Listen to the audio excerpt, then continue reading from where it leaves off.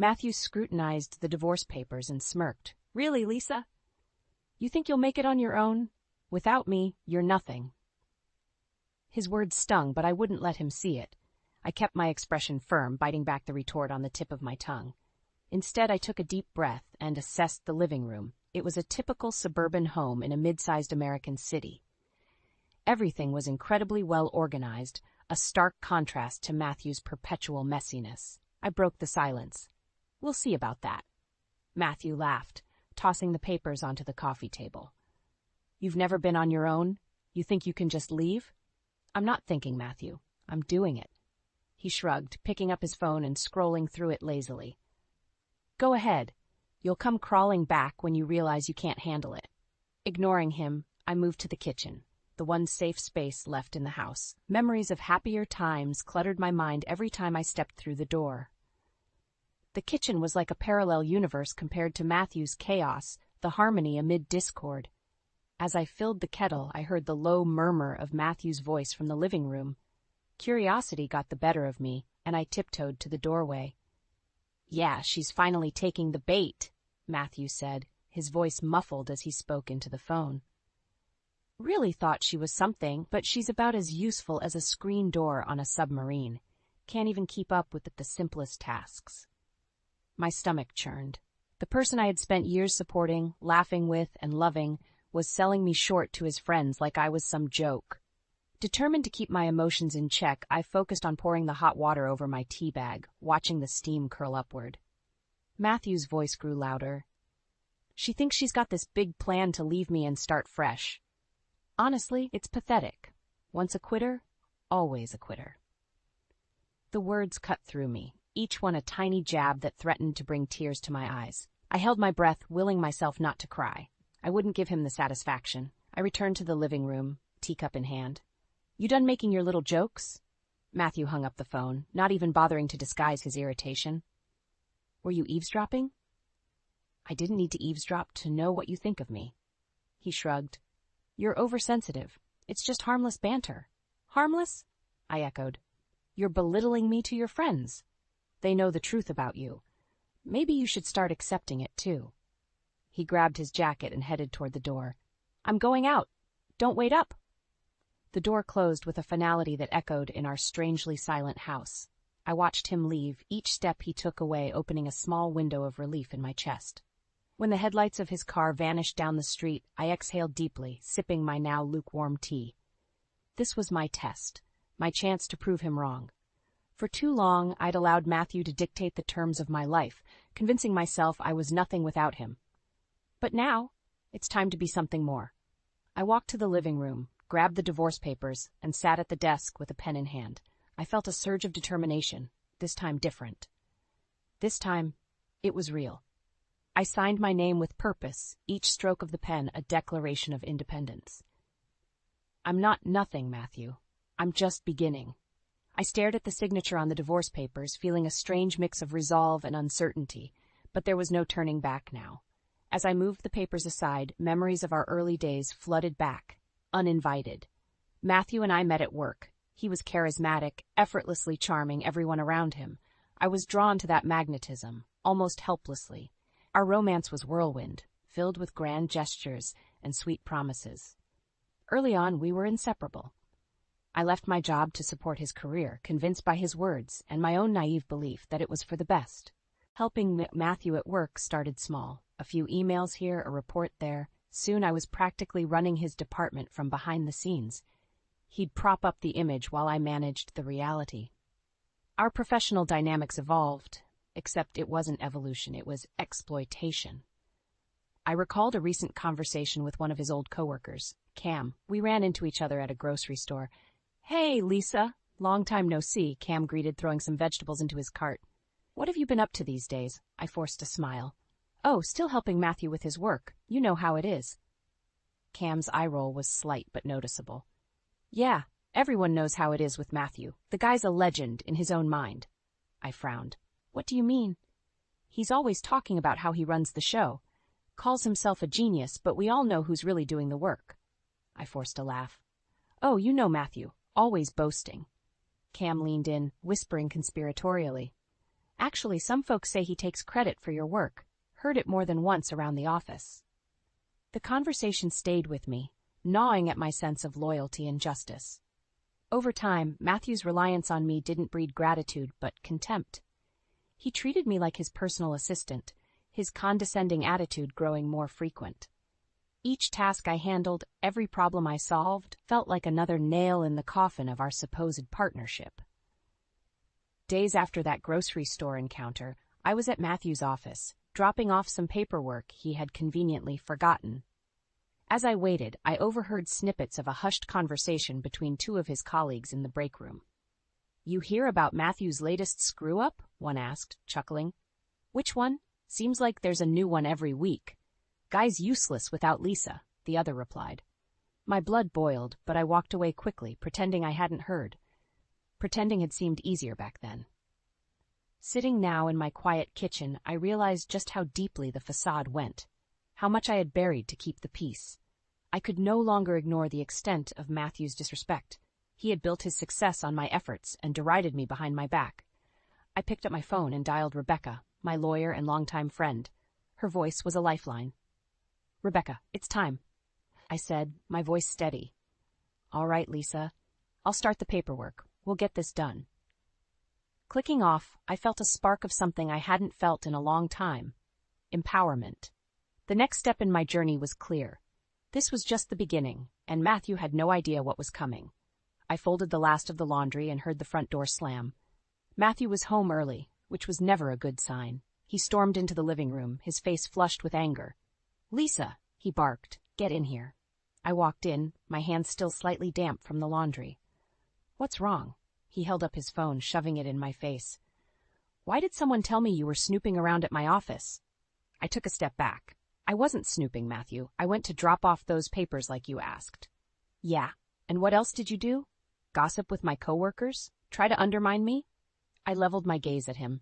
"Undermine you? You don't need my help for that." He glared at me, his eyes darkening. "Watch it, Lisa. I can ruin you." "I've already signed the divorce papers, Matthew.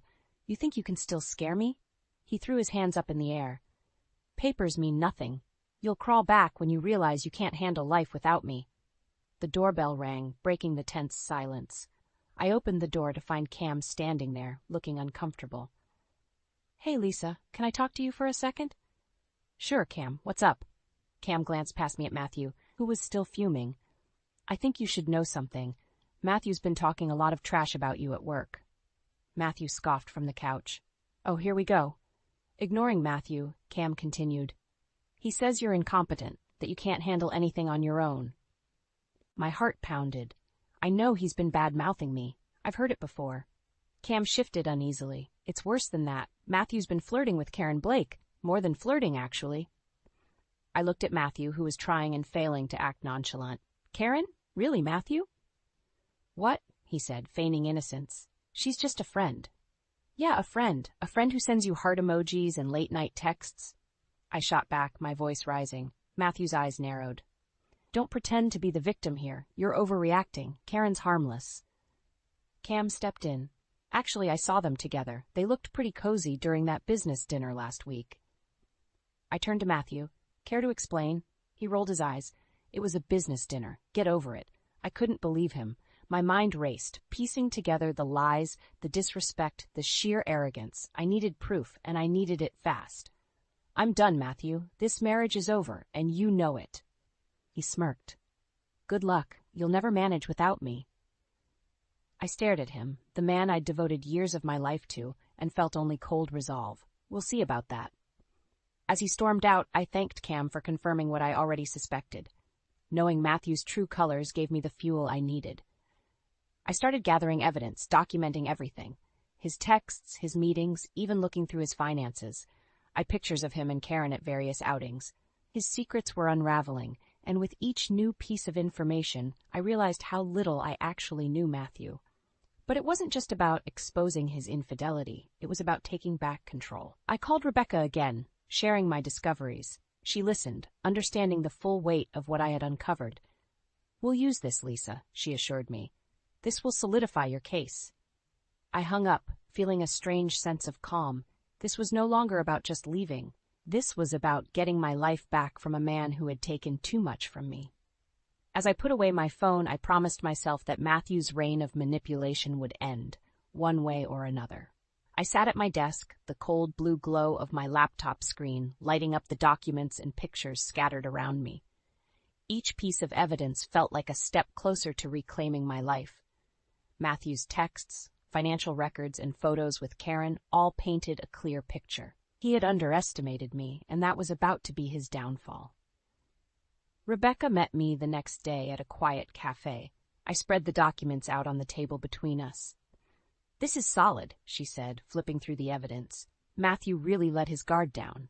He thinks I'm still that naive woman he married," I replied, my voice steady. Rebecca smiled. "But you're so much more than that now. This will help us build a strong case for your divorce." We spent the next hour strategizing, discussing how to use this evidence to counteract any claims Matthew might make. The plan was coming together, and I felt more confident by the minute. Back home, I knew the next step was to hit Matthew where it hurt. His job. I accessed the company's systems, leveraging my knowledge from years of running things behind the scenes. I started small, ensuring vital information was missing or incorrect. It wouldn't be traceable back to me, but the effects would be noticeable. Days later, Matthew came home, visibly agitated. "Work was a nightmare today," he grumbled, throwing his jacket onto the couch. "Really?" I asked innocently. "What happened? Some crucial data went missing. Then we discovered a bunch of errors in the reports. It's chaos." I nodded, suppressing a smile. "Sounds tough." "You have no idea," he said, rubbing his temples. "And I'm the one who's going to take the fall if this isn't fixed." That night, I continued to sabotage his work, planting seeds for more chaos. The next week, he came home fuming. "Lisa, everything's falling apart." He paced the living room, panic clearly etched on his face. "Every time we fix one problem, two more pop up." "Strange," I replied, barely containing my satisfaction. "Maybe you should look at your team's performance." Deep down, I knew it was only a matter of time before his incompetence would be exposed. I just had to keep pushing. One evening, as Matthew was out, I sat down with Rebecca to finalize my plans. The divorce papers were one thing, but we needed the perfect timing to ensure everything would collapse simultaneously. "Focus on the next big project he's handling," Rebecca advised. "If we can create enough disruption there, the fallout will be catastrophic for him." I nodded, understanding the significance. This was more than revenge. This was my liberation. I'll make it happen. The big project was a merger deal Matthew had been bragging about for weeks. I accessed critical documents and altered key details, ensuring he wouldn't notice until it was too late. As the deadline approached, Matthew's panic grew. The night before the final presentation, he was frantically reviewing his notes. "Why isn't any of this making sense?" he muttered, eyes darting over the papers. I watched him with a calm, detached demeanor. "You're probably just tired," I offered. "Maybe sleep on it." "Sleep with this mess?" He stomped off to his study, leaving me alone in the living room. Early the next morning, Rebecca texted me. "Ready?" I replied. "More than ready." I took the divorce papers from the drawer, just every line of ink a testament to my resolve. Today, Matthew's world would crumble, and I would be there to watch it fall, stronger and freer than I'd been in years. This was my turn to rise. The morning light filtered through the blinds as I sipped my coffee, awaiting the inevitable fallout at Matthew's office. The merger deal was set to be finalized today, and I knew the errors I'd planted would come to light like a ticking time bomb. Around midday, my phone buzzed. It was Rebecca. "It's happening. I just got word from a friend at the company. The project's blown up in his face." I felt a surge of satisfaction. Perfect, I'll be ready. An hour later, Matthew burst through the door, his face a mask of fury and desperation. "Everything's gone to hell," he spat, flinging his briefcase against the wall. "The merger is dead. Dead! They're blaming me for the failures." I raised an eyebrow, feigning surprise. "What do you mean?" "What do I mean?" He shouted, pacing like a caged animal. "We lost crucial files. The figures were all wrong. They think I sabotaged it." "Maybe you should have double-checked everything," I said calmly. "It's your responsibility, isn't it?" He whipped around, eyes blazing. "You don't understand, Lisa. This could ruin me." I met his gaze, unflinching. Maybe you should have thought about that before treating everyone, including me, like they're beneath you. His anger shifted to a sneer. You think you're so special? Signing those divorce papers doesn't make you independent. You'll come crawling back, mark my words. I stood up, walking over to the desk and picking up the divorce papers. Actually, Matthew, I brought them for you to sign. Given your current predicament, I'd say the timing is perfect. He laughed bitterly. You think these papers mean anything? You're nothing without me. We'll see about that. I placed the papers firmly in front of him. Sign them, Matthew. He grabbed a pen, his hand shaking with rage, and scrawled his name angrily across the bottom. I gathered the papers, feeling an overwhelming sense of triumph. At that moment, his phone buzzed incessantly with calls. He ignored it, glaring at me instead. You think this is over? You'll regret this. Mark my words. I stayed silent, my resolve unshaken. He stormed out, leaving the house in turmoil, his world crumbling around him. That night, I sat quietly in the living room, absorbing the moment. The weight on my shoulders felt lighter. The next steps were clear. I needed to finalize the divorce and reclaim my life in full. A few days later, the news broke at Matthew's company. He was publicly reprimanded, demoted from his high-ranking position. The scandal of the botched merger rippled through the company, leaving his reputation in tatters. Matthew's calls grew desperate, but I ignored them. Finally, he appeared at the door again, a shadow of his former self. Lisa, this is all a misunderstanding. We can fix this. You and me, like old times. I looked at him, seeing the man who once held me captive under his thumb, now reduced to pleading. There are no old times, Matthew, only what's next. And for me, that doesn't include you. As he stood there, dumbfounded, I closed the door on him, and that part of my life, for good. This was the end of Matthew's reign over me, but just the beginning of my true independence. I had torn down the walls of my old life and was finally stepping into my own, no longer confined by his manipulations. The future was mine, built on my terms. The news of Matthew's public demotion spread like wildfire. His once admired reputation crumbled, and the fallout from the botched merger left him ostracized at work. I could almost hear the collective sigh of relief from his coworkers. A week later, I walked into the office of David Walsh, my former boss. He greeted me with a warm smile, his eyes crinkling at the corners. Lisa, it's been too long. Sit down, let's catch up. I took a seat, feeling the weight of the past weeks lift slightly. Thanks for seeing me, David.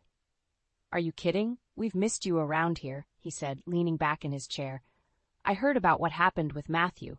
How are you holding up? I'm doing better, actually. It's been tough, but it's also been a wake-up call. I'm ready to get back into the workforce. David nodded, his expression serious. Matthew never appreciated what he had in you, Lisa. You were always the backbone, and it's about time you got the recognition you deserve. Thank you, David. I have a lot to offer, and I'm ready to prove it.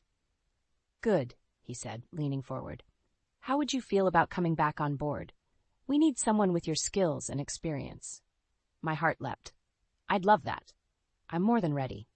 As we discussed the details, a sense of liberation washed over me. This was the turning point I had been waiting for, a chance to rebuild not only my career, but my entire life. Back home, I started job hunting in earnest, sending out resumes and setting up interviews. I reconnected with former colleagues, each conversation a reminder of my capabilities and talents. The process was invigorating, a stark contrast to the stifling environment I had endured with Matthew. Meanwhile, Matthew's desperation grew. He called repeatedly, each message more frantic than the last. Lisa, please call me back. We need to talk. I can fix this. I ignored him, focusing on my own path. One evening, as I prepared for an interview, Matthew showed up at the door again, looking haggard. Lisa, you have to help me, he pleaded. I crossed my arms, standing firm. Help you? After everything you've done? You don't understand. They're transferring me to a dead-end position. My career is over. I felt a flicker of pity, but quickly smothered it. That's your problem, not mine. You made your bed, Matthews. Now you have to lie in it. His face twisted in anger. You'll regret this, Lisa. You think you're better off without me, but you'll see. You'll come crawling back. I shook my head, closing the door on his threats. Goodbye, Matthew. The next weeks flew by. I landed a prestigious role at a new company, my skills and resilience impressing my new boss. The sense of accomplishment was exhilarating, each day a reminder that I was capable and deserving of success. Matthew, on the other hand, continued to spiral downward. The transfer to a trivial position sealed his professional downfall, and his reputation was beyond repair. He tried to take legal action, desperate to hold on to the last shreds of his former life, but Rebecca and I were prepared.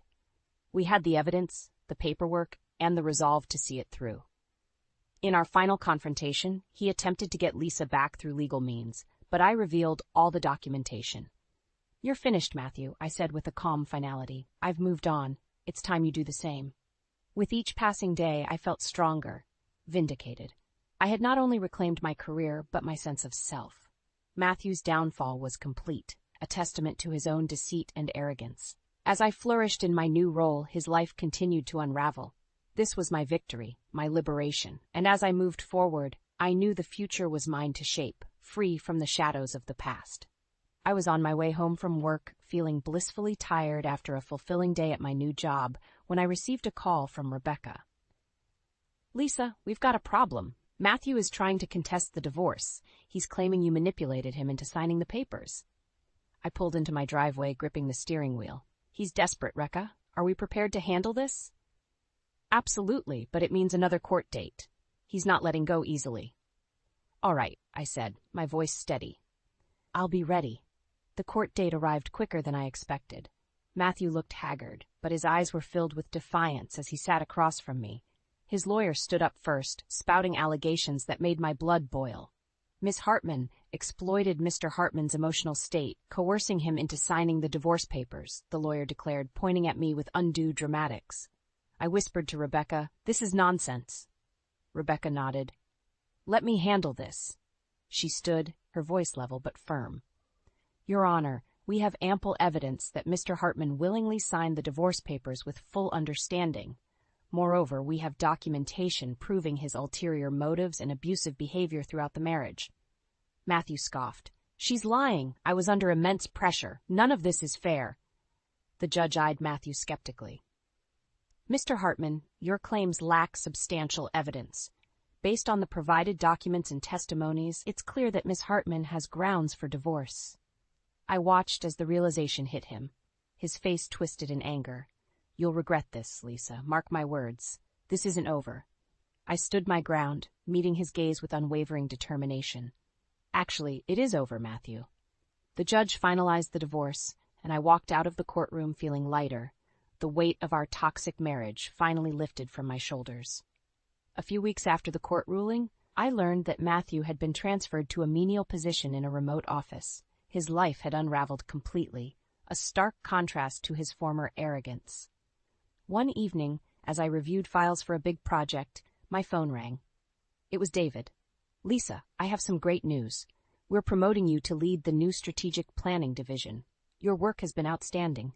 I could hardly contain my excitement. "Thank you, David. I won't let you down." "I know you won't," he replied warmly. "Congratulations, Lisa. You've earned this." My career was thriving, and my life was finally coming together. That night, I celebrated with close friends, toasting to new beginnings and the strength to overcome past struggles. Meanwhile, Matthew's life continued its downward spiral. His arrogance had led to his downfall, and there was no one left to clean up his messes. He was left to face the consequences of his actions alone. As I looked around at my friends, I felt a deep sense of gratitude and triumph. I had reclaimed my life, my career, and my dignity. The shadow of Matthew's toxic presence had faded, replaced by the bright possibilities of the future. The final showdown with Matthew was over, and I had emerged stronger and more resilient than ever. The path ahead was mine to walk, free from manipulation and deceit. For the first time in years, I felt a profound sense of peace. The drama, the revenge, and the struggle had all led me to this moment, and I was ready to embrace every opportunity that came my way, confident in who I had become. I spent the next weeks settling into my new role, thus flourishing in a supportive environment that valued my contributions. Life was finally coming together. One Saturday morning, I was tidying up when the doorbell rang. Answering it, I was surprised to find Matthew's mother, Eleanor, and his sister, Nancy, standing there, looking somber. "Lisa, we need to talk," Eleanor said with an edge in her voice. I stepped aside, motioning them into the living room. "Come in." Once seated, Eleanor wasted no time. "How could you do this to Matthew? He's family. You're tearing us apart."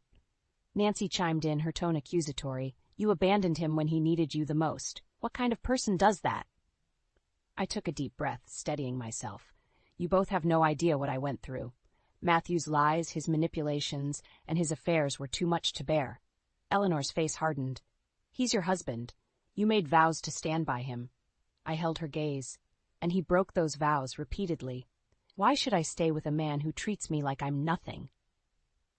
Nancy crossed her arms. "We've known Matthew longer than you, Lisa. He needs love and support, not betrayal."